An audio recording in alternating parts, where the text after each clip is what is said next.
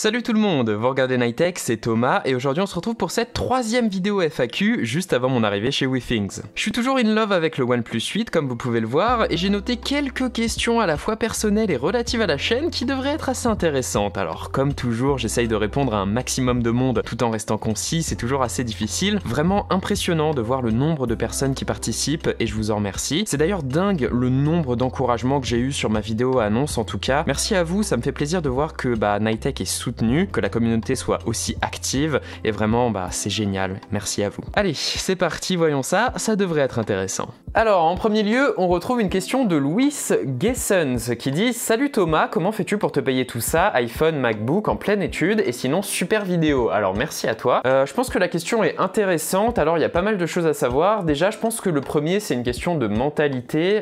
Quand j'achète quelque chose qui est relatif à la tech, je ne le vois pas vraiment comme une dépense, comme une simple sortie d'argent, mais vraiment comme un investissement. C'est quelque chose qui va se déprécier mais que je vais pouvoir revendre pour récupérer une bonne partie de ma mise. Et en dehors de ça, c'est de l'argent qui me vient principalement, on va pas se mentir, de Noël, de mon anniversaire, mais surtout de mes stages en fait, mes stages de l'été, c'est là que je touche le plus d'argent. Et ces derniers temps également de la chaîne YouTube, mine de rien c'est quand même une sacrée source de revenus. Et étant donné que je revends tout mon matos, vous le savez, j'ai revendu mon Surface Laptop 3 pour prendre le MacBook, j'ai revendu mon Pixel pour prendre l'iPhone, ce genre de choses. C'est gérable, sachant que j'ai pas vraiment d'autres postes de dépenses. J'ai la chance de pouvoir encore vivre chez mes parents tout en faisant mes études. C'est vraiment un privilège, donc voilà, j'en profite tout simplement. Ensuite, on retrouve une question de Pixel Geek. Alors, ça fait très longtemps que tu me suis, merci à toi, qui dit « Salut Thomas, salut, je me demandais tu vas faire quoi d'un point de vue professionnel une fois tes études entièrement terminées ?» Depuis peu, je trouve en fait que mon rêve de vivre de YouTube, enfin voilà, mon simple rêve de gosse, disons, est davantage devenu une aspiration, c'est devenu un petit peu plus matériel, donc je pense que je vais continuer à travailler sur la chaîne YouTube dans l'espoir de pouvoir en vivre à un moment donné, ça me ferait vraiment super plaisir. Ce serait incroyable, c'est vraiment ma passion, quoi. C'est quelque chose que je fais qui bouffe une grande partie de mon temps libre et ça me fait super plaisir. Mais d'un point de vue réaliste, je pense qu'à la sortie de mes études, je vais continuer à travailler dans la communication. C'est un domaine qui me passionne également. Et on va voir comment ça évolue, tout simplement. Ensuite, on retrouve une question de Lev Kojek. Désolé pour ton pseudo, je l'ai peut-être écorché, qui dit « Félicitations pour ton stage, ça annonce du lourd, merci à toi. » Et qui nous demande « Alors, admettons que chacun de tes abonnés te donne 10 centimes, quelle est la première chose que tu changerais dans ton setup avec 1500 €? Je pense que j'investirais principalement dans de la décoration et dans un meilleur éclairage parce que mes spots sont bien mais ils sont assez difficiles à gérer, ils me donnent souvent l'air brillant, donc voilà, je pense que j'investirais là-dedans. Et également dans d'autres objectifs, je prévois pas de changer mon boîtier tout de suite, mais c'est vrai que je filme exclusivement avec un 50 mm, c'est la focale de base à acquérir. Voilà, c'est pas forcément fun, j'aimerais bien avoir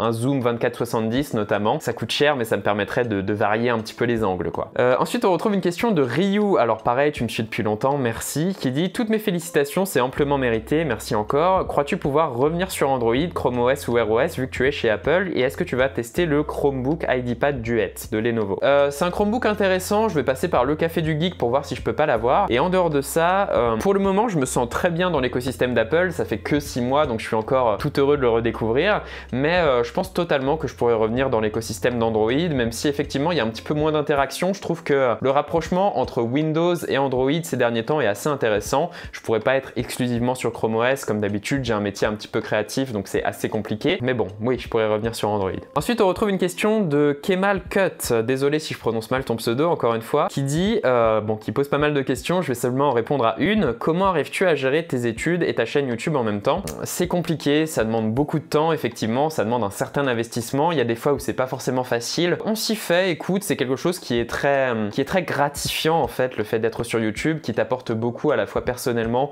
mais également dans mon cas professionnellement, donc c'est pas non plus une trop grosse charge, ça me fait un petit revenu d'appoint qui est assez sympa également, donc écoute, ça se fait, disons, c'est du travail mais ça se fait. Ensuite une question de Alexandre Gonzalez qui est toujours là, merci à lui, qui dit « Super vidéo et bravo pour tout ce qui t'arrive, aura-t-on droit prochainement à un test d'un smartphone pliable ?» En fait le problème c'est que les marques qui proposent ça, Samsung et Xiaomi également je crois, sont des marques dont les smartphones se déprécient très vite et donc effectivement pour moi ce serait une assez grosse perte d'argent. Si j'arrive à en choper un par le Café du Geek ou simplement par Samsung, eh bah oui, mais je suis intéressé par l'idée de le faire, mais je peux pas investir dedans tout de suite, ça coûte simplement beaucoup trop d'argent. Ensuite on retrouve une question de Michel qui dit: salut Thomas, tu préfères l'écosystème Apple, Samsung ou Google? Alors en ce moment je dirais que je préfère celui d'Apple, je suis en train de le redécouvrir, ça me fait super plaisir. L'écosystème de Samsung, j'ai jamais eu l'occasion d'essayer, et Google, en fait, le problème, c'est que ces derniers temps, ils m'ont légèrement déçu, disons, hein. C'est pour ça que j'ai eu envie de tester l'écosystème d'Apple, tout simplement parce que, ils ont un petit peu désavoué le Pixel 4, apparemment, il y a eu des conflits internes, notamment au sujet de sa batterie, donc ça m'a un petit peu déçu. Ils ont abandonné le marché des tablettes, enfin, plus ou moins, alors que je trouvais qu'il y avait vraiment du potentiel pour Chrome OS sur tablette. Ils ont un peu laissé de côté Wear OS tout en rachetant Fitbit, ce que je trouve vraiment dommage parce que le système a de très bonnes fondations mais a besoin d'une ligne directrice en fait, de guide pour les fabricants, et Google ne l'a pas fait. Mais j'espère vraiment pouvoir revenir vers eux dans un avenir relativement proche, disons. Ensuite, une question de Ayame Otakira qui dit: est-ce que tu organiseras des concours plus tard dans la chaîne? C'est vrai que ça vous fait une chance de gagner quelque chose, c'est toujours sympa, mais ces derniers temps, le concept des concours se rapproche beaucoup du fait d'acheter des abonnés, en mon sens. J'ai pas envie de critiquer les gens qui font ça parce que c'est sympa pour les abonnés également. Oui, j'aimerais en faire, mais il va falloir que je trouve un moyen d'en faire, histoire que ce soit vraiment pour mes abonnés. Ensuite, on retrouve une question de Ziane Ikenash, désolé si je hache ton nom malheureusement, qui dit: félicitations même si tu n'es que stagiaire. Merci à toi quand même, ça m'a fait rire. Ensuite, on retrouve une question de Aurel Tavet qui dit: salut Thomas, félicitations pour tout ce qui t'arrive, merci. Petite question, que penses-tu d'iOS 14 à première vue et as-tu téléchargé la version bêta? Alors j'ai téléchargé la version bêta effectivement pour l'essayer et personnellement je suis totalement hype et conquis par iOS 14. Je suis repassé sous iOS 13 simplement parce que j'aime pas être sur bêta pour mon daily driver, mais effectivement j'adore le système de widget, je trouve que ça répond à la problématique de personnalisation et simplement de fun que j'avais soulevé lors de ma précédente vidéo sur l'iPhone 11. L'un dans l'autre, effectivement, je trouve que c'est quelque chose de très positif et j'ai hâte que ça sorte. Ensuite, une question de Evan D qui dit: combien coûte ton setup de travail? Et sinon, continue comme ça, j'adore. Alors, le Mac coûte 1500 €, les enceintes coûtent quelque chose comme 30 €, l'écran coûte quelque chose comme 350 €, mais je l'ai eu à 180. Le clavier, quelque chose comme 40 €, la souris 70. On doit se rapprocher des 2000, quelque chose comme ça. Donc, c'est un coût, mais ça me paraît relativement raisonnable pour une vraie station de travail.